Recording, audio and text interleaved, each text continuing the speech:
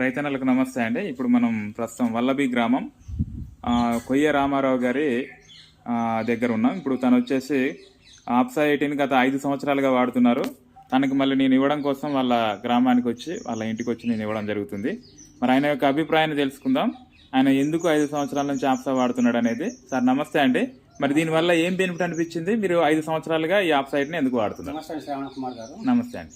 ఈ ఆప్సా 18 వల్ల మంచిగా భూమిలో ప్రోటీన్స్ కనుక మంచిగా అందిస్తాయి. ప్లస్ మనం దమ్ములో మందులో కలిపినప్పుడు ఎకరానికి ఒక 100 ml మందులో కలుపుకొని భూమిలో వేస్తే భూమిలో మంచిగా గుల్లబరుస్తుంది. 200 చొప్పున మన దమ్ములో మందులో కలిపి వేసుకోవచ్చు.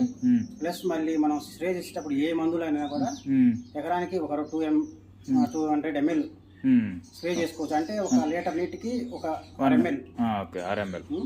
ml కలుపు మందు కానీ మామూలుగా మనం దోమ మందు కానీ పురుగు మందు కానీ ఏ మందులో కలిపేసినా కూడా వర్షం వచ్చినా కారిపోదు. ఈ మందు ప్రభావం కంపెనీ వాళ్ళు 10 రోజులు ఇస్తే దీనికి ఇంకా అదనంగా ఇంకొక 10 రోజులు ఎక్కువ ఇస్తుంది.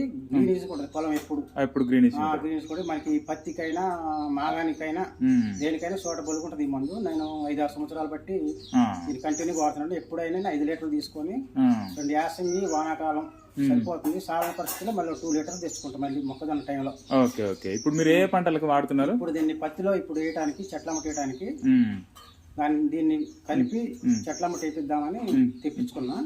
అయితే నీటి ప్రోడక్ట్ అయిపోయింది. ఇప్పుడు ఈ సంవత్సరం కొత్తగా మళ్ళీ ఇప్పుడు కంప్లీట్ గా ఎన్ని పంటలకు వాడతారు మీరు? ఇప్పుడు 2 పంటలు యాసంగి వానాకాలం నీటికి వాడుతుంటారు. అంటే వరికి, పత్తికి, మిర్చికి కూడా మిర్చి చేయట్లేదు. 2 సంవత్సరాలు బట్టి పత్తి, మిర్చి, మొక్కజొన్న 3 వాడుతున్నారు.